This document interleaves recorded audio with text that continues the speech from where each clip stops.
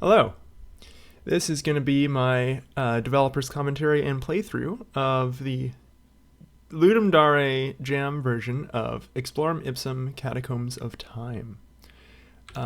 So I think we're just going to dive right into it. I'm going to start by just playing the base game. I'll talk about the level editor a little bit later. So we start off, sort of dropped into this space. So this is the Game Jam version. So I really wanted to have some like ambient sounds that would play in these sort of intro rooms to sort of set the scene a little bit. I wanted to do something similar to a previous game I made for Ludum Dare called In the Rain, where it would be raining in these first areas and you'd be able to tell that it's raining because of the soundscape and also because of like different cool visual effects that would be happening. That didn't really happen because the sound effects came in the last like couple hours of the jam. A lot of stuff came in the last couple hours of the jam. It was a surprisingly tight last home stretch, I guess, for this jam. Yeah, let's just continue on. You might notice that the tree line, there's some variance in like where the trees are. But the level is fully sealed. There's no way you can escape the level. And even if you could, like there'd be boundaries outside of the visible area that would prevent you from leaving. But it's sort of strategically laid out that it looks like, oh, maybe I could escape. Actually, like there on the right. Maybe, let's see. Yeah, see, there's a wall there. So it's made to look like that, like there might be a gap somewhere in there, but not quite. And that tree there is actually a mistake. Oh, there's another one. Let's see. Nope. Yeah, similar story here. So this is our first sort of encounter of these little sigils. They're meant to be, they were originally more blood colored. They're meant to be more like foreboding, but I decided they didn't really fit the overall vibe of the game. This area, this little intro area was the first area I made. Like when I made the level editor tools and they were good enough that I could start making stuff, I made this area first, knowing full well that it was not going to include any puzzles. It was just going to be a sort of intro zone. Partly because at the time I wasn't sure what kind of game I was making. I was pretty sure it was going to be a Sokoban, but I wasn't sure. And I wanted to just create a sort of vibe first. So this area was more to establish the tone than it was to establish the content. So we got the Catacombs of Ludum Dare. Ludum Dare. I'm not sure how that ought to be pronounced, but the joke is that it's Ludum Dare. And then there's a message written by someone else after the fact warning us.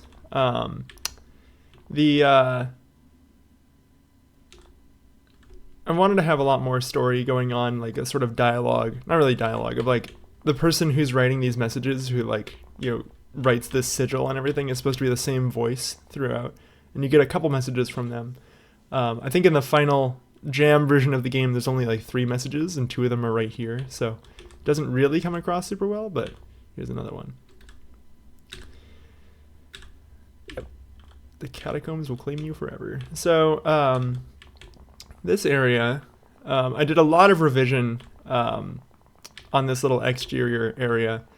I think I made a bunch of tiles. So all the tiles are 11 by 11 pixels, which is really interesting, having an odd number of pixels on your canvas size. It means you can do a lot more things with symmetry that's really neat. But it also means that like you're very limited in like the different shapes you can make. And I made a couple of sort of generic, like, this like floor texture here that I'm standing on, this like gray kind of like diamond pattern. I think I was still figuring out like what this pattern was supposed to be and what it was supposed to be for. At this point, and you'll see this in some of the later levels, especially in the post-jam build, I've kind of landed on that this pattern represents shadow. And as such, it doesn't really make a ton of sense the way it's being used here, but that's okay. We added the sign. Let's just go on in. Oh, actually, let's also check. Yeah, can't break out of these walls, nor can we break out of these. Okay, let's go. So here's the first introduction of the speaker crackle soundscape. So a lot of my games lately have used sound effects made in a tool I made called FunkSynth. With my last couple of games, I decided to take it a personal challenge upon myself to make all of the sound effects in the entire game in FunkSynth. That's a tremendous amount of work, as it turns out, and like FunkSynth is a very powerful tool, but you need to be good at using it. And as you know, I'm not very good at using it, despite being the person who made it. Does that make sense? It's also, like I said, that I didn't have a single sound effect in this game until the last like 3 hours. So the sound effects that did come from FunkSynth were already made before the jam. I had already had FunkSynth projects that already like mostly got there, and I just needed to like pick something out of it. Like I think that sound effect in particular was an interstitial piece of another sound effect, and I had just like grabbed that middle node and exported it and used that as a sound effect. And that sound effect plays on any area transition. So it plays when you enter the gate, which is where we are now, and it also plays when you get deeper into the catacombs, which we're about to do. So this is the first sort of puzzle of the game, but it's a tutorial puzzle. And because I have not introduced the reset mechanic yet, it's very important that you don't get soft locked. So this is, I say puzzle, but that's in like massive quotes, because there's literally the only way to interact with this puzzle is to solve it. So this forces this interaction. You push the block into the water. That creates a bridge that you can walk across. This introduces doors. Doors don't make a sound when you open them, or buttons don't make a sound when you press them, because, like I said about the sound effects. So when you press a block onto a button, it like pulses in that color. That was an effect I did very early on, and it's a little buggy. There's sometimes where it doesn't work, or sometimes where it works at the wrong times. It's mostly because the animation system and the system that dictates like movement and button interactions, like the actual like core like puzzle system, are kind of like separate. So sometimes they just don't agree on what the state of the world is, if that makes sense. It's not quite a good summary, but like it's close enough. Right, I just went ahead and solved this puzzle. But similarly to the other puzzle, like the only way to interact with this puzzle is to solve it. It's deliberately engineered that it's like impossible to do it incorrectly. Once it is solved, it is locked in. This last puzzle introduces the idea that things maintain state between rooms, which is like, you know, it first off, you try to go here and you're stuck. So you're forced to backtrack. You see that there's a button here, but I have no boxes in this room. You go back down, and maybe you notice that the boxes that we moved down here are still where they were. We have not reset this room. And to really drive that point home, you can bring this box up, and you can bring boxes from one room into another room, which is like, on the one hand, very intuitive, because like, why wouldn't you? On the other hand, I think that a lot of Sokoban games are meant to be sort of self-contained puzzles that you would assume that I can't push a box into the next room, that there'd be some blocker, like maybe if you attempt to push a block into the next room, it blocks you, or maybe you bring it to the next room and you come through the other side and the box has disappeared. And that's just simply not how this game works, and that I'm trying to communicate that here. And then here's another like kind of like two-part puzzle. This could have just been one part where it's just like you just push it on the green door, but this also subtly conveys this sort of airlock mechanic, where if you walk onto a button and then you walk into an open door from that button, you then have free movement from that now closed door. And that we don't, well, I guess we use that a little bit in the jam build, but I'm actually going to be removing that use case. Oh, can I? Oh, I can escape. Hey, I found a bug. All right. Yeah, so the world just goes on infinitely. So I can like wander around forever if I wanted to. But that's fun. So there's the actual trigger. Some dialogue. Okay, so now we are in the game proper. So there's a bunch of signs in this room, and you're supposed to read them all, but I think people, from the few playtests I've done, I wasn't able to do any playtests during the jam, which is a huge shame. I would always recommend with like 24 hours to spare or 12 hours to spare, getting a person in front of your game just to see them play through whatever's there, even if it's not finished, just because it'll tell you like where the gaps are and like what people are getting tripped over, and like you'll be able to sand over some really obvious things, because otherwise what can happen is there's some obvious thing that everyone will trip over, and every comment you're going to get on your jam page is going to be people tripping over that thing. And that's kind of what happened. So I have all these signs in this room, and one of them, this one, says the catacombs do not play fair, and neither should you. Think outside the box. If you get stuck, you can try another puzzle. So what that's supposed to convey, and there's a couple of reasons why this fails to convey that. What that's supposed to convey is that it's okay to cheat the puzzles. That some of the puzzles are going to be, maybe they're designed for a particular item, but it's okay if you have an out-of-the-box kind of weird, cheesy solution. But a lot of the feedback I got on the jam page, which, by the way, at time of recording, the ratings are not in yet, but I have gotten a lot of feedback. I've gotten a lot of comments. And a lot of the feedback I got was like, oh, I think I cheesed the puzzles. I think I solved the puzzles in some non-traditional way. And like, what I want to tell them is like, yeah, that's the point, dog. Good job. You did it. You're playing the game correctly. But I think people aren't really understanding that, because they're used to a traditional puzzle game where like there's one set solution that you're supposed to do. Okay, so this tutorializes the pressing the R button. So the reason why this fails to convey that, I think more than anything, is that people don't read these. of the few playtests I've done since the jam was over, people don't even clock these as signs, and they just like walk right past all of them. So all of the tutorialization that I'm doing on these signs is getting completely missed. So anyway, all of these tell you about the different items and what they do, and this is also where the items will spawn once we claim them. So we can go ahead and go up here first. So we'll go up to the North Hall. This introduces these arrows. So the way the arrows work is that when you are standing on them, you can go wherever you want. But like if you try to walk onto an arrow, you can only walk onto it in the direction that it's facing,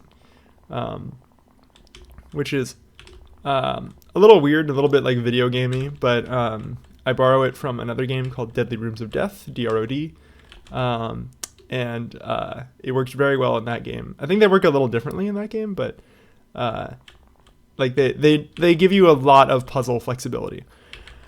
So the hook is one of the few items that cares about, it's one of the, three items actually, now I think about it. One of the three items that cares about what direction you're facing. So what it does in the little inventory bar at the bottom there is it actually rotates to your facing direction to indicate what direction you're facing. It occurred to me that 3 of the 4 items care about your facing direction, and I would have to like redo this functionality for all 3 items. I actually only do it for 2 of them because the swap device or the switch gizmo, whatever it's called, doesn't really convey what direction it's pointed. Like the gauntlet is a pointing finger, and the hook is like a pirate's hook. So like it has like a distinct facing direction. The switch gizmo does not, just because I didn't think about it very hard, and so because of that, it doesn't rotate the same way. There are other issues with the rotation. I think that what I wish I had done, and what I might do for the post jam, but I might just do for like just kind of keep in my back pocket for later, is have a compass on the UI that indicates what direction you're facing, and that's sort of orthogonal to what items you have equipped, because I think it might matter for just various reasons what direction you're facing.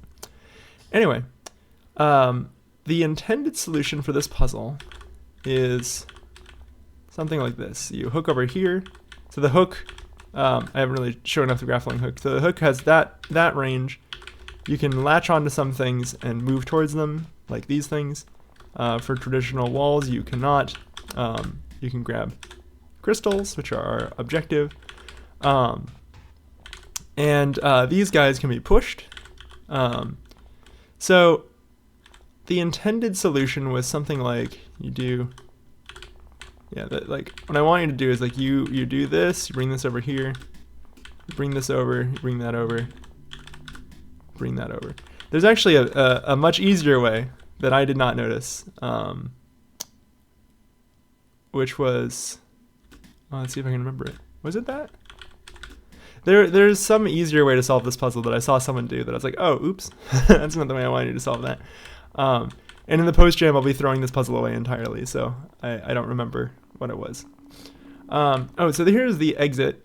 It says when you have 1 of 6 crystals, there's another sign here. Another sign people barely notice. So we go across the water, and we have now saved the hook device. So this is sort of the premise of these puzzles. So if we go, oh, we're gonna go back that way. Excuse me. So like if we put ourselves in a state, oh, I guess that doesn't quite soft lock us. Oh, okay. I can't really demonstrate a soft lock right now, but the idea is if you soft lock yourself or you get stuck or you break the puzzle, you can hit reset, and that will reset the whole world and put you back in the sanctuary. But certain things will be preserved. For instance, if you've ever brought an item to the sanctuary, you can reobtain that item here, and that means that we now have the hook and we can use it for other puzzles later. So the basic premise with each of these rooms is that there's an item right there, but in order to get it, you need to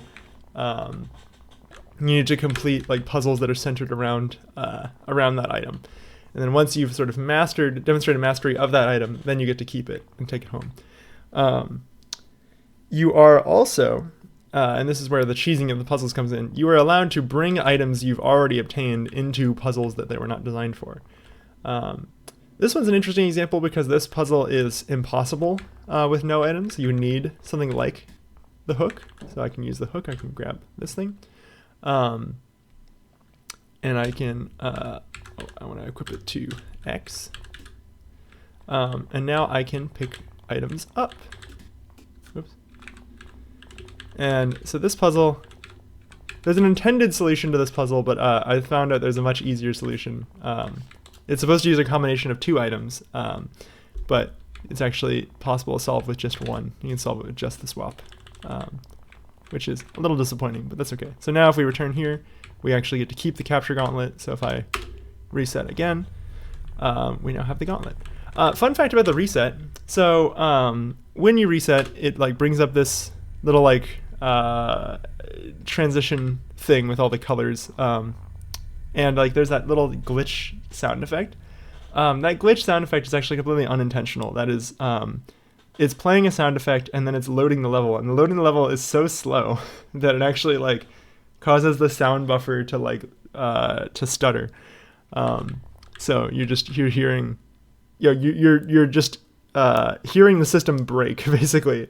But it creates this really cool sound. So I decided to keep it for now. Ideally, the level loading should be either more efficient or done on a separate thread, which is something I will probably look into for the post jam. All right, let's continue. Okay, so now we're in the South Hall, which is the anchor. I'm going to do all these puzzles the sort of canonical intended way, so I'm not going to bring any other items here, but you could bring the hook shot and really cheese this puzzle. This is just a reiteration of how the anchor works. So what you're supposed to do, I'm actually going to do it up here, but anywhere before touching that lily pad, you're supposed to use the anchor. You go across, you put the button, put the crate on the button, but now I'm stuck, right? There's nowhere I can go. So I can use the anchor and bring myself back. So the way the anchor works is that it teleports you swap positions with the anchor, basically. And you can do that as many times as you want. So if you move, then the anchor's new position moves. But it also means that like it's very powerful, but also kind of limited. So if we go here, so now I can do the same sort of thing again. Now I can warp back here, but I'm trapped here, and I'm trapped here. So what do I do? Well, I can use this to untrap myself here, because this door is now open, so I can now get in through this door, but the anchor is still trapped in here. So this is another one of those signs. There's an empty line here because of the way the messages work. It's very easy to make that mistake. I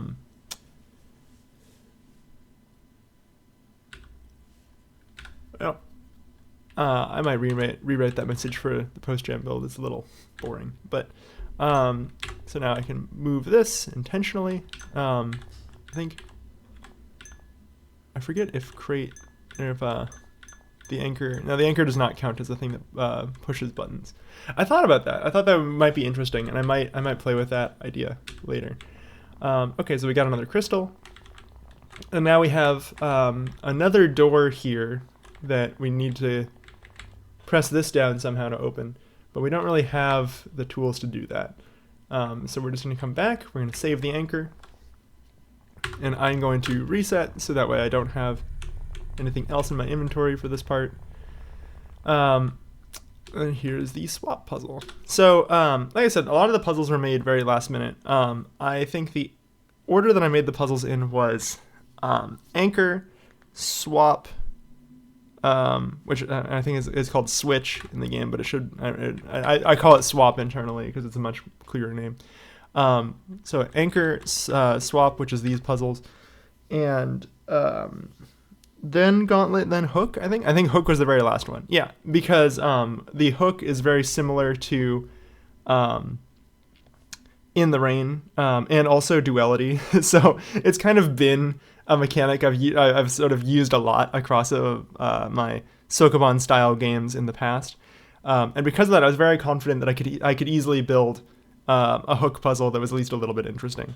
That being said, the hook puzzle that is in the game, literally I had like tens of minutes left in the jam when I made that puzzle, so it was really a matter of just getting something in, which is why it's so like kind of underwhelming. The hook, what was I going to say? Right. So I made the hook puzzle with like 10 to 20 minutes left in the jam total. But then there was another hour that's the submission hour. And technically you're not supposed to work during that time, but I spent that time just doing a sort of full play test, just like running through the whole game, making sure that all the pieces fit together. And I had like a couple of things I had sanded down from that, mostly just like stuff from the level editor. I was not writing code at that point. I was just editing level content. Okay, so this puzzle, I think there's a couple ways to solve it, especially when we have not claimed the crystal yet. I think that makes it a little easier, but I'll go through what I remember the solution to be. So essentially the premise is we're trying to get 3 crates under these 3 buttons. It's kind of undermined by the fact that there's 3 water tiles here, so you could instead put the 3 crates in the water tiles. That was a very late addition, these water tiles, because I wanted you to be able to, like, if you had the hook, you could easily leave this room. I don't really know why I wanted to do it that way, but that was what was going through my head at the time. So anyway, we can use the crate. We can swap with the crate to... oh, I think I might have just screwed myself. Whoopsie. Okay, let's try that again. Oh, you know what? Let's talk about this like transition effect. So this is really cool. I'm very proud of this. So this is just basically like it's sort of a shader, and it's not really a shader, but it's like it's written like a shader. And the way it determines what tile and what color to show is really, really cool. So it has access to every sprite in the game, including sprites that are not used. So there are lots of like symbols that like you see here that aren't actually in the game. So it'll show one of the sprites in the game. Oh, it also includes the level editor sprites, which is really cute. And it will also has like a 10-20% chance of showing a letter instead. And if it shows a letter, it'll show a random ASCII character. So not letter, but a character. So there's some W's there. And the colors it picks from are from the game's color palette. So there is a distinct set of like every color in the game. Every color that is used in the game has a name. And so like there's a catalog of every color in the game. So that picks from the game's color palette in particular. Okay, so let's do this. So we use that to get in here. You can then, this demonstrates that you can shoot through these fences, and it also means that you can hit these like X's and use them as swap points. So if we put this here, I'm trying to remember how we do this. Yeah, so we put this here, we take that back. So now, and then I think we're gonna need this in a minute. And then we do that. No, we need to put the X there.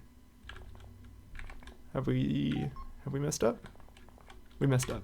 Okay. So, a lot of people complained about how the reset mechanic works, how it resets the entire world. So you have to not only reset the puzzle you were on, you have to like get to that puzzle again, and how that's kind of tedious. That's fair. Okay, so we do. Okay, so we want to take this through, but we also want to swap with this.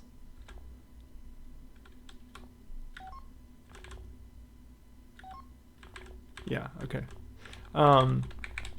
So there's a couple of thoughts about that. One is that like a lot of the tools are very flexible. That like when you're soft locked, there are ways out, which is, not the most fair response. I think.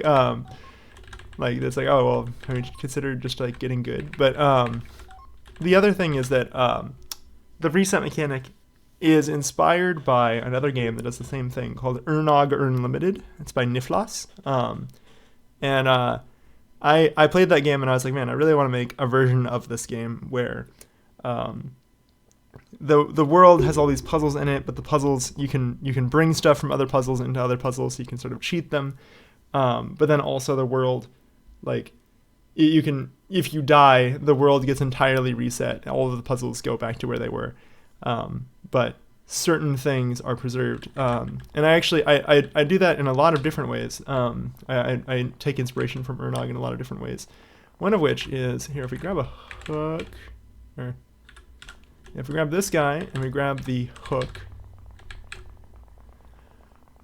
So if we grab this, or we grab this, and then we hook this, and drop this down.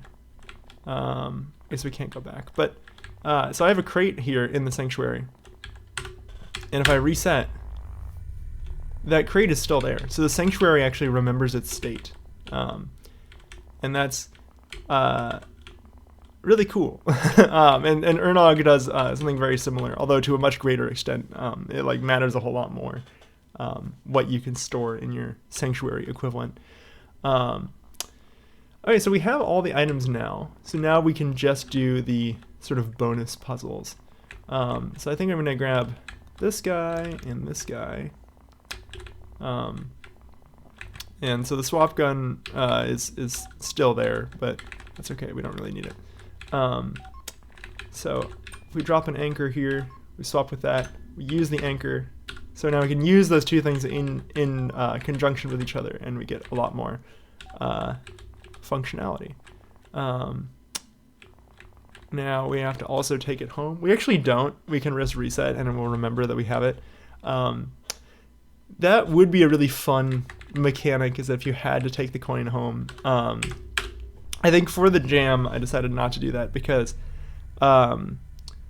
one of the very important lessons I would have for people that are doing game jams for the first time, not even for the first time, but like if you're trying to win, if you're trying to like get high ratings in a game jam, which to be totally 100% clear is not,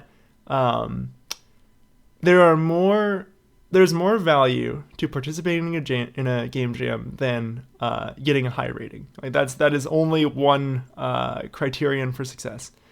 That said, if you do want to get high ratings, I think that I would recommend you make a game that is a little on the easy and forgiving side, so people actually finish it and have a good impression of it, versus a game that is too hard and that, like, maybe racks their brain a lot, but then also maybe they just don't finish it. They just get frustrated or bored or whatever. Okay, so now we can do this puzzle. So here's the way you're supposed to do it. So you're supposed to use the gauntlet, and then I'll like, okay, I picked it up, but now I can't orient myself such that I can place the button, because if I go up, now I'm facing the right way, but now I'm on the button. If I do that, no good, no good, no good. So what you're supposed to do is you place the anchor, you go up, and then you place the anchor again. And now I'm facing up, which you can't tell because nothing conveys that, such as you're holding a box. Like the box is rotating with my facing direction, but like it looks the same no matter what. So you do this, you go up, you do this, you place it. And that's really fun and satisfying, especially because if you do that here, and you do that to the left, you get the same effect, but you haven't quite solved it yet.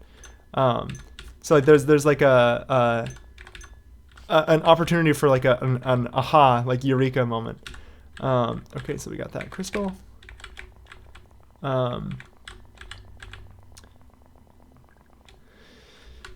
Let's see. So let's reset. I want to demonstrate the easier way to solve that puzzle, which is a little disappointing at how easy it is because it means that the gauntlet is basically useless. Is you can just do that, and that solves the puzzle outright. So you can do it with one item rather than two. Little lame. All right, so for this last puzzle, people did not figure out the way that I wanted people to solve this puzzle. So let's. Oh, I think we're going to need the hook shot first. So this is a puzzle that like has some setup. So let's grab this crate that we grabbed earlier. Oh wait, shit. All right. Well, hang on. Okay. So we're gonna need that. We're gonna need the hook shot. And we want to grab a crate, which we can do. Yeah. So, I mean, I guess it's fair that people aren't solving this the way that I intended because it is like a little complicated of a setup. But so we go through the back entrance here. We can use this hookshot point. We can drop that there. We can go back here. Now that we've opened that, we no longer need the hookshot. We can instead grab this. Grab the anchor. Oh, I guess you still need the hookshot too. Okay, so we do need the hookshot still. So I'll show like what we're trying to ultimately do in just a second. This I didn't really think about too hard. I didn't think about. So this was one of the last puzzles that I made, and I actually didn't test it, but I knew it was possible, so I wasn't worried about people not solving it. But okay, so I think we'd have to do that, and then that means you'd have to grab another thing. Maybe this is what people meant by this puzzle being a little tedious. Let's see. Okay, so we're gonna go in through the main entrance here. But we can't grab any of these crates. All right, well, we'll grab crates from the other place. Well, okay, actually, you know what? I'll show the way that I imagine people would solve this, which is you grab these. Actually, don't want the anchor there. I'll put it in the sanctuary. So you grab some crates.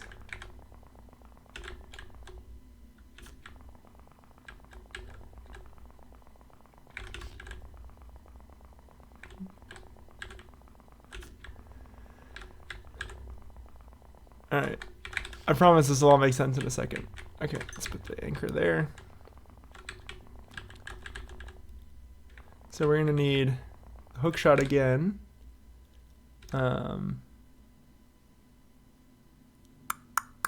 Yeah. I'm gonna need one more crate.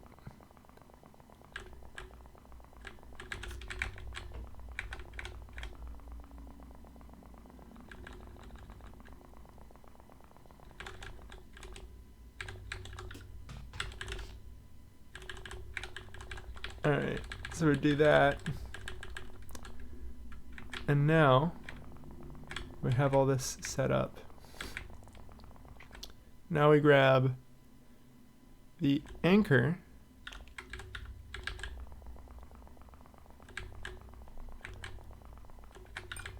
Drop the anchor there. I really should have. I'm seeing that I should have tested this puzzle. This is the first time I've actually solving this puzzle like for real, and I'm getting the frustration now.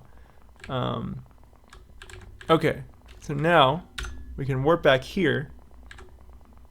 And now so this is like the golden moment that you're supposed to have. It's because I think people were like arduously like dragging crates from point to point. What you're supposed to do is you grab the crate, you warp back here, you drop the crate, do this, you warp back, grab the crate, warp, drop, warp, warp, grab, warp. No,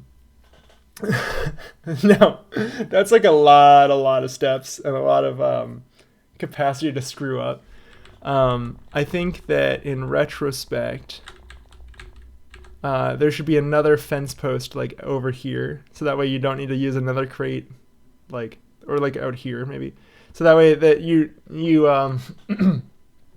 can freely maneuver this with the hook shot rather than having to use a whole second crate. Or maybe there just shouldn't be water here. Like, it's just an unnecessary like extra layer. Anyway, we now have all of the things we need.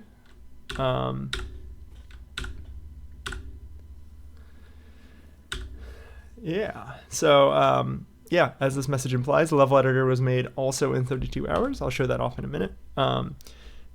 Everything was made by me. I was going to I usually have a couple people that I collaborate with for jams. Sometimes I do go solo, which I have for the last couple of jams, and I almost had a teammate for this jam, but that didn't work out. So it was all me, which is actually in a way kind of exciting. It's kind of exciting to have like a game that like only has one name on it, you know. Some sounds are borrowed from freesound.org. I have an attributions text file to point people to that. I could have included that in the credits, maybe, like the actual attributions itself. I might do that. And then I just stick you with my URL, and you can't proceed here. You have to Alt F4 to exit the game. But this is sort of like the ultimate victory screen, and you get to like enjoy the psychedelic background. Excuse me. Yeah, so I'm gonna stop recording. I'm gonna jump over to the post-jam build, and we're gonna talk about that a little bit. Okay, I think we're good. Okay, so the first thing you might notice if you're watching this on YouTube is that the screen's a little bigger. There was probably some letterboxing in the previous section, and that was because when I was playing the game, I was playing it in full screen, but like a full screen window. Whereas now I have like proper full screen support, so it's actually edge to edge and fully filling up the screen, which is a little nicer. Just feels a little better.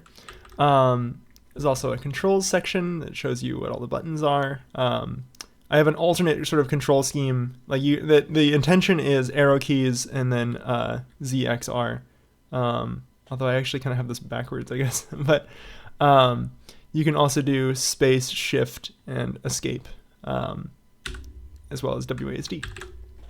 I think it's important that if you have an arrow keys based game to also have WASD support if it makes sense, like if you're not using those keys for something else, just because like I think people will naturally gravitate towards WASD.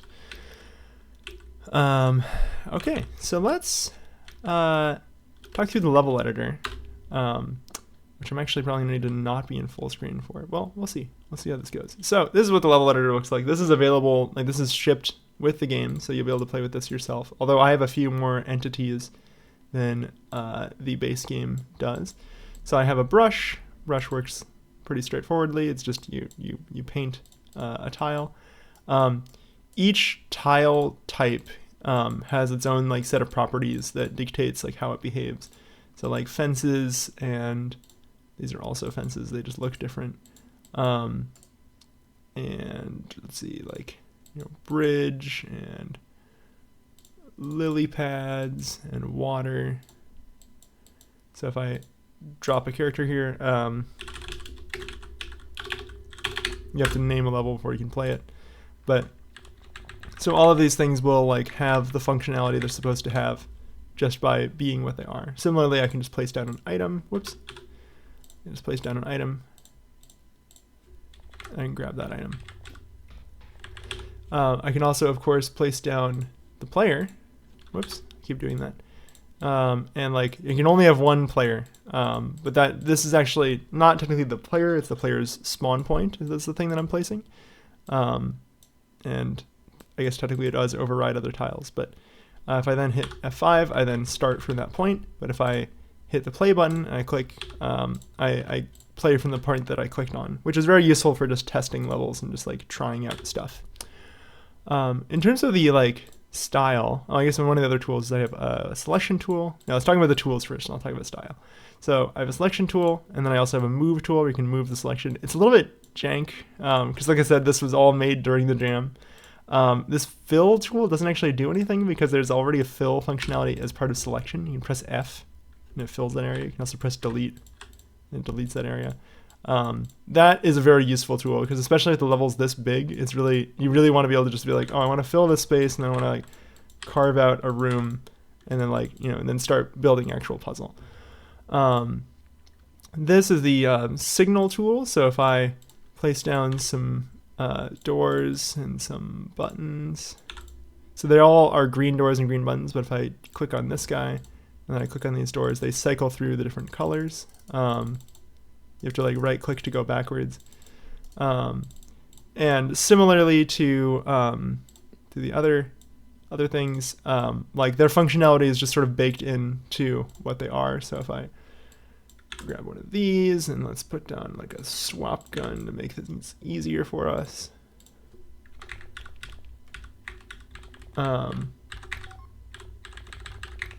So if I press both of the green buttons, then the green doors open. If I press both of the blue buttons, the blue door opens, and I press, yeah, you get the idea.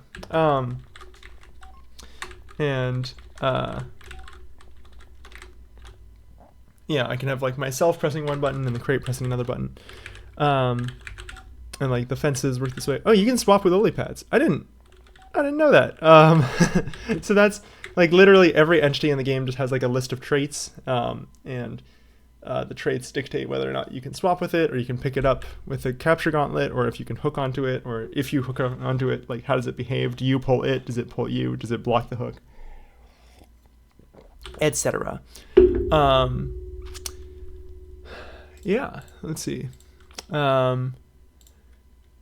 In terms of style, what I was going to say earlier is that I decided that this block should go on the tops of walls to indicate that like to sort of give like a sense of dimensionality. And if you have like a long strip like that, that implies that it's like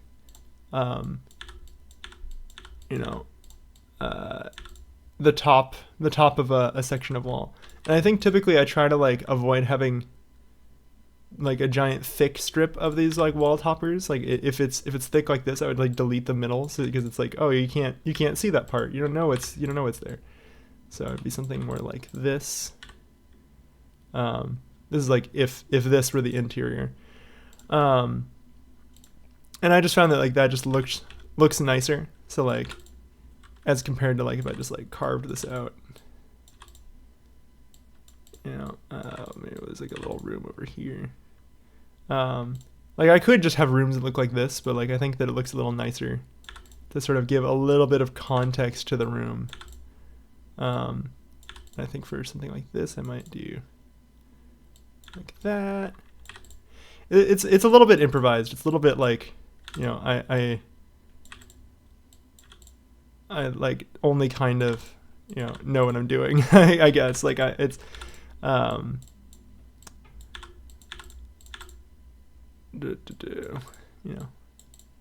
it's a big part of it is just like, just sort of trying stuff and deciding what looks good. I don't really think there's like a consistent set of rules for like how it ought to work.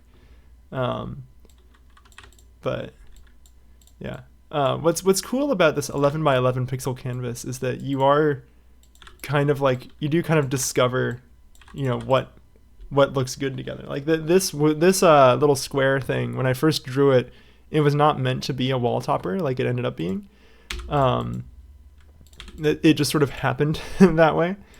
It was originally supposed to be a floor, but I started using it as a wall topper and I really liked it. And I adjusted the graphic to make it better suited for that. Because originally it didn't have the outline and it was meant to be like a floor. But I didn't like that as much. So that's what this and this ended up being, was the actual like floor. I mentioned before that like I think of this as like a shadow. At least that's how I think of it now. That's not really how I thought of it originally. So if I had like a building like this, let's say it has like,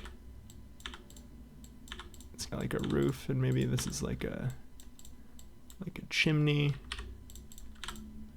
Doesn't really read as a chimney. Maybe if I maybe I probably need to have like a new sprite. Maybe what if I did like that? It kind of reads as a chimney. What's been really fun is just like trying to make stuff work, make things you use things in ways they were not necessarily intended for, and just see how much mileage I can get out of them. This is what I'm looking for.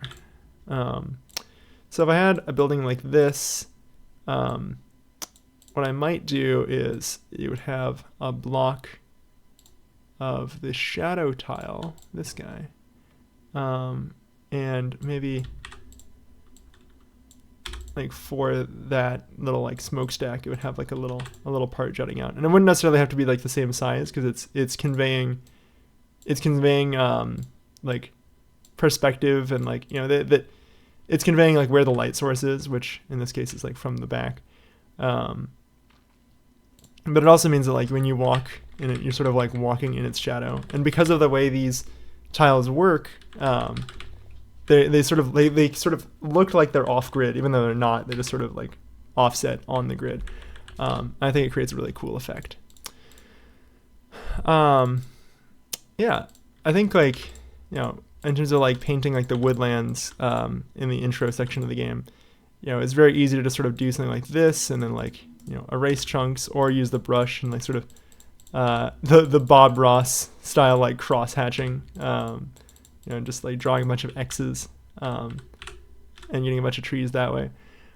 Similarly, like you can do that with like grass, and I think grass is a little trickier because you tend to, I at least tend to like draw too much of it, and then I need to like come by with an eraser and like take stuff away.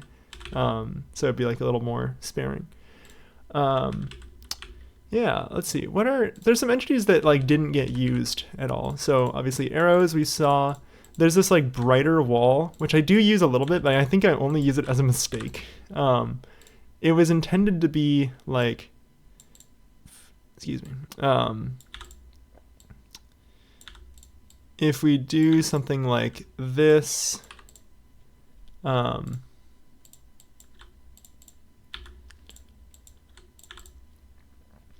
I think the intent was supposed to be that like, let's see if this pattern reads at all. I don't think it really does, and that's kind of why I don't use them.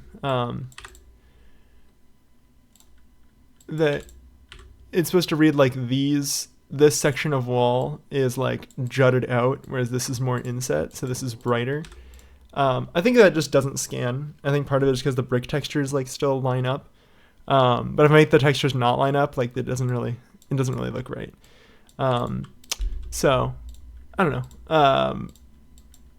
I was still kind of experimenting with the art even up until the end. And these little like dragon heads, I'm really happy with these little dragon head guys. They're just really good. They have the brick texture behind them, so they blend in nice with the brick texture, similar with these little signs.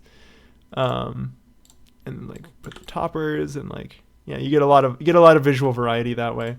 Got rubble, which I use a little bit in the sort of intro puzzles. So this is a new tile that is actually not in the jam build. I actually made this just for the post jam, and I'll talk a little bit about the new puzzles maybe a little bit later. So what this is bramble, which I have a similar thing in duality, which functions very similarly. So bramble, you cannot walk onto bramble, but you can push crates into bramble, and you can actually push crates through bramble. And you can shoot projectiles through bramble. So you can shoot both the swap gun and also the hook shot through bramble. And so it's sort of functionally very similar to water, except for things don't sink into it. And that makes it a very useful kind of puzzle asset. I think that what's cool about the trait system of the tiles is that you can easily just create create a tile that has some useful puzzle versatility, like water, which has a lot of different applications. But the problem is that like it sort of guarantees certain functionality, like crates sink into water. So you could just have basically a water that doesn't have that crate sink into it functionality, and now you have a whole new puzzle asset that is useful in a different way. They can still fill the niche of water, but also doesn't have certain baggage that water has. And you get like an entirely new puzzle asset that has an entirely like different implications around it. Like the fact that things don't sink into it means like, okay, well, if I do push something into it, then what happens if I push it again? Oh, it pushes through. Like that's interesting. And actually similarly these are called stakes, I think is what they're officially called. So we have crates and we have stakes. And we also have fence posts. So we have fence posts and walls and crates and stakes. So a wall, if I shoot, we can use the swap gun as an example, but also I think the hook shot is the more interesting example. So a wall, if I shoot a swap gun at it or I shoot a hook shot at it, both of them get rejected. A fence post, if I shoot a swap gun at it, it shoots through, which is interesting. And if I shoot a hook shot at it, it hooks, which is really interesting. You have crates, when you shoot a hook shot at them, they pull, and if you push them into water, they become a bridge. And you have stakes, which you can swap with these guys too. And you have stakes, which you can also swap with. You can also push, so they're very similar to crates, except for when I hook shot them, I come to them, they don't come to me. And also, they can't go in water. I thought about like maybe they should just get destroyed in water, but I think that it's functionally the same. Well, that's not true. It would be interesting if they got destroyed in water, but I think that would just be too frustrating, frankly. So I decided not to do that. So like that has some like interesting implications. Similarly, this guy, this little X, originally this was just supposed to be like a collapsed fence. Like it was originally meant to be like used in the intro. It was supposed to be a campfire, is what it was supposed to be in the very first place. It was gonna have like a little like flame on it, but instead what it ended up being was just a thing that has a piece of floor that has some special traits. Namely, it can be swapped with, and because of that, it's very, very useful for swap puzzles because like it is completely uninteresting in the normal case. Like it's completely unremarkable. It's just floor in the normal case, but for swap puzzles, it has some pretty cool implications just because it's a thing you can swap against. Let's see, grass, just decoration, bridge, just decoration. I did have these red bricks. So I have the blue bricks as well as red bricks. My initial intent is I wanted to have like different wings of the catacombs that were different colors, and that's why there were multicolored bricks, but that didn't really end up happening. Yeah, I have also like red sort of shadow tiles. I think these were originally blue, which is why they're like that, but I changed them to gray. The items I talked about, lily pads. I don't remember what the deal is with these. just white bricks? I don't remember. And then these, which are I think are functionally the same as fences, they are just used for that like sort of ending. I think they're used for like the catacombs gate actually, and this is used for the vault. It's just wall, nothing really that remarkable about it. This is the thing the anchor leaves behind.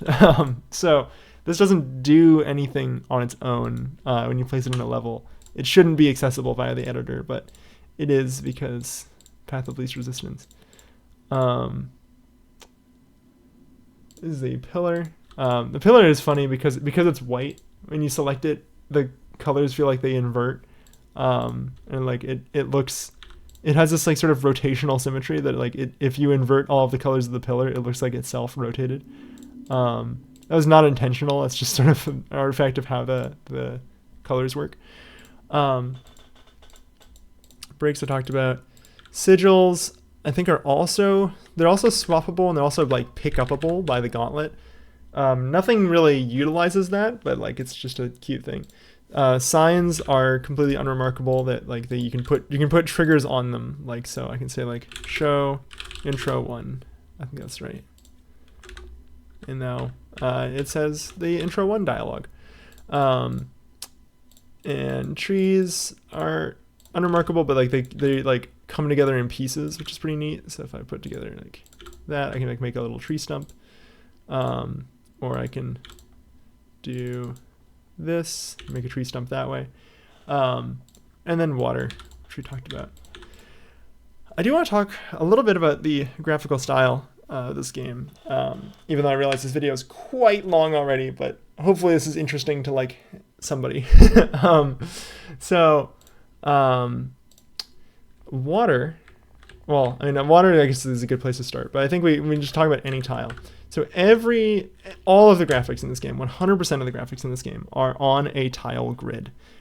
So everything you're seeing is individual tiles, and nothing breaks that rule. Actually, literally nothing. So right now, the top left tile is the player, and as I move across, I'm making whatever tile I'm standing in be the player. And if there are some things that are like floor that like layer with other things, when something is standing on them, that like sort of trumps that layer, and it draws that instead. So the player has this like implicit kind of like black boundary around them. It's more obvious if you use a bridge. So like here, there's this like black box around me. So as a rule, one tile per tile location. However, a tile can have a little bit of flexibility in what it's allowed to, like how it's allowed to mutate itself. So a tile can actually change. It has like a pixel offset, so you can see that when I move, there's like a tiny little like pixel, like a tiny little bounce when I move, and that helps sell the motion. That makes it feel like you're not just teleporting; it actually feels like you're moving. It's very subtle. Tiles can also rotate, so that's what's going on in your inventory here. So this inventory is also tiles. Like it's the same principle. So tiles can also be rotated. They can also change color, but a tile can only have one color. So everything is monochrome, and the tile has exactly one color. So if you, actually that's not true. It has two colors. It has a foreground color and a background color. Basically nothing uses background color. I'm trying to think of an example of something that does. I can't think of anything. Yeah, so even the UI is also like on the tile grid. And the reason for all of that is that I wanted the game to feel like it was running in like a TTY style like console, with like richer sort of sprites. That being said, I also wanted the text to be really crisp, so it is using like a very modern kind of contemporary font, despite having 11 by 11 pixel images. And part of the consequence of that is I don't put text in the same place as images very often, so you don't really see that juxtaposition. But I think even still, you don't really notice it, because like all you really notice is that you can read the words, right? But yeah, so it means that like all the text is like very monospaced, which I personally don't love the aesthetic of. I feel like I really like kerning, but it's fine. Yeah, so I think it's especially apparent when you're in this like sort of like reset like when you're in this sort of transition view in the main menu, it's that same sort of tiling principle, just sort of exaggerated, or like taken to more extreme. Yeah. So this is the space we've been building. It's a lot of fun to build levels, like just build environments. I want to show a little bit about. Oh, I can't really. There's no like go to main menu. Whoops. Can do Control R. So we'll reload the whole game. There we go. So I want to show a little bit of the PostJam build. So let's just go here. So you actually might hear. It's probably very quiet. There is some ambient audio. It's probably so quiet it doesn't even show up in the capture, but like maybe a little louder now.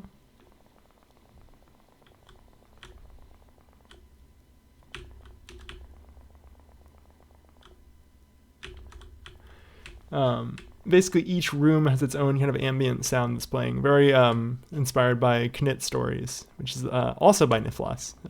So I guess this game takes a lot of inspiration from Niflas. The speaker click is gone from this room, but it does come back in a later room.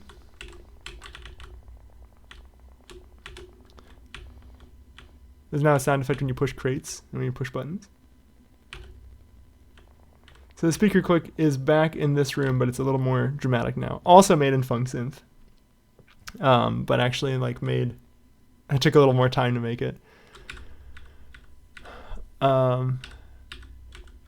Okay, so these podiums are a little different. They have like little statues of the items.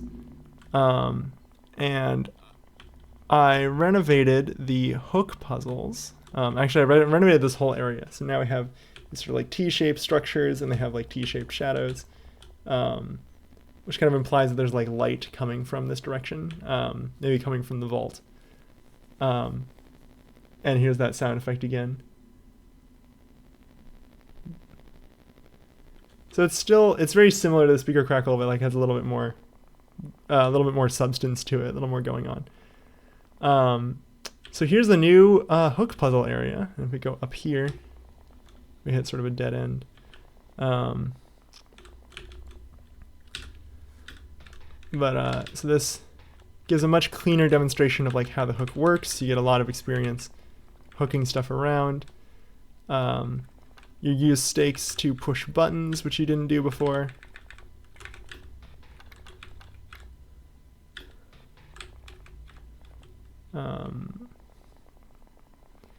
And then we introduce Bramble. There's now a sound when you collect a crystal, which is very nice. That sound for collecting a crystal is actually taken from one of my previous games from last year called Fishbone. Used in a very similar way. It's like when you pick up the like objective item. So if you go here, oh, there's no way to go back. Ooh. Okay, I should do something about that. 1 second.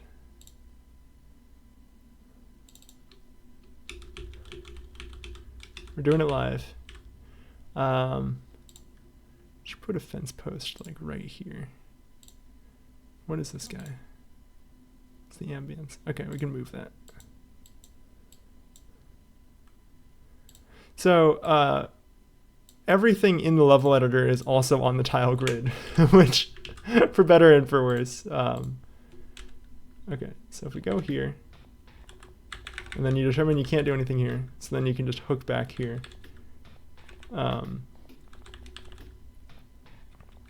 It's nothing you can do here, and that's okay, because you're not supposed to be here yet.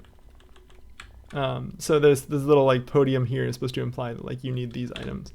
Maybe I should move that lower so your eyes, it more hits your sight line.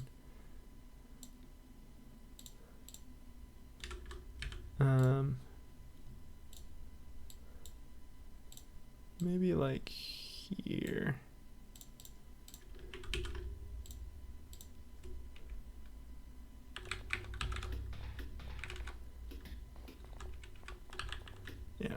Okay. So you determine you can't go anything there. You go this way.